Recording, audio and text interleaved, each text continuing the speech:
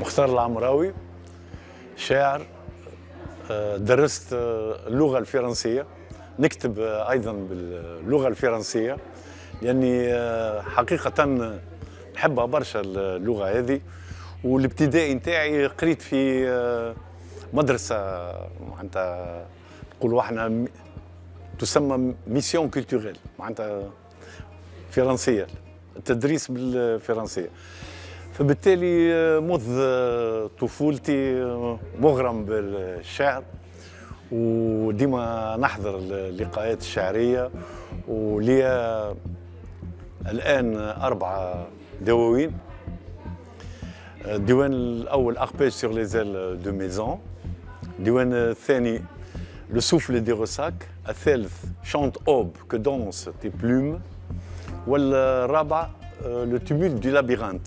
الشعر نتاعي بون فيه عاطفيات، جانب عاطفي، جانب ملتزم خاصة بقضايا التحرر وضد الطغيان والجبروت، وجانب وجودي معناتها نقولوا احنا يعني تساؤلات بين ظفرين فلسفية على الوجود إلى آخره، معنى الوجود إلى آخره،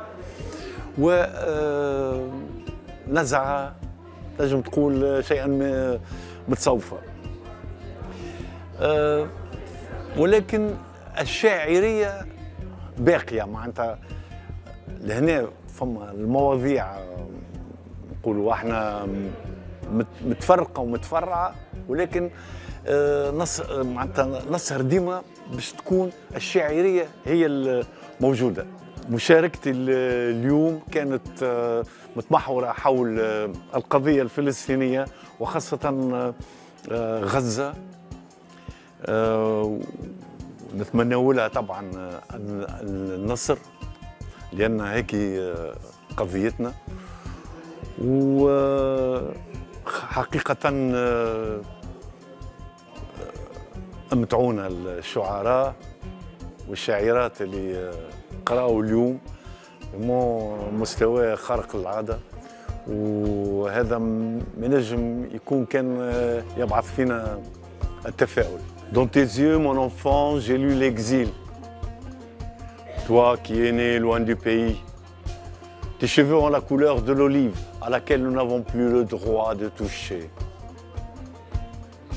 Dans l'éclat de tes dents serrées, mon enfant, je regarde des milliers d'étoiles calcinées, nos terres volées, nos maisons bombardées, des bouquets de pins tombant sous les orangers.